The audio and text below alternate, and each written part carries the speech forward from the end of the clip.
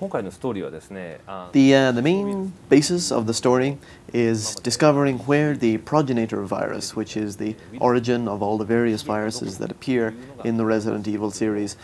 where that came from and how that came about. That's the main mystery we're going to solve in this game.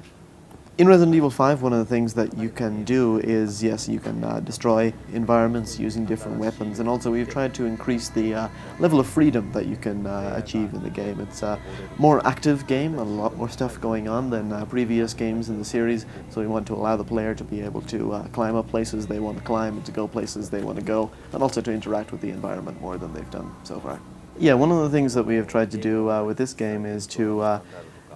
increase the amount that you can interact with the environment. So for today you saw, for example, the drum cans that start fires, but we also have other parts of the environment that you can interact with and use them in combination with the many different weapons that are available in the game to use them as a part of your attack against the enemies, and to find different ways to use them to your advantage in order to stay alive. Yeah, with Chris, one of the things that we've tried to do is to create a character design though where he's buffed up and he's a little bit tougher, and in tandem with that he's going to have a lot of different, he's going to have some different moves. For example, today you saw the uppercut, and he'll also have some other forms of attack that will be of use to him during the game. Today in the play demo that you saw, the stage that you saw, and that was definitely one of the bright areas in the game, one of the brighter areas. But actually in the game itself, the area that leads up to that is a very dark, very dark and sort of narrow area, and one of the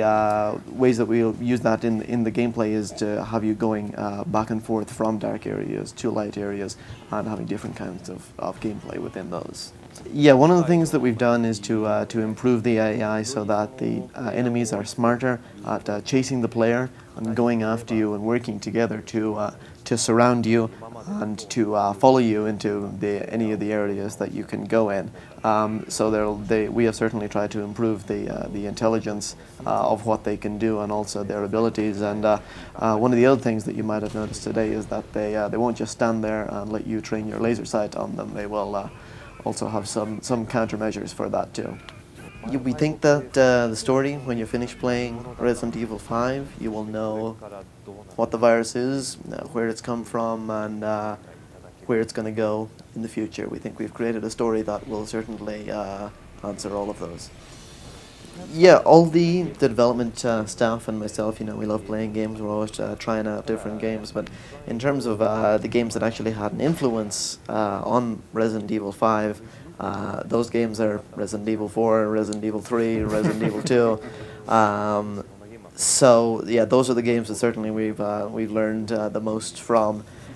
In terms of games that we're just playing at the moment, personally, I'm really big into Call of Duty 4 right now, and have a lot of fun with that. I think the reason that Resident Evil 4 was so well received by fans was because it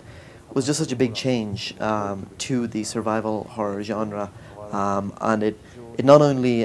changed the genre itself, but it also preserved all the right elements of the genre and made them into something new, and I think that was something that really struck a balance with fans. And it, because Resident Evil 4 was such a good game, it puts a lot of pressure on us, and it creates a very big hurdle for us to create a game that is better than that.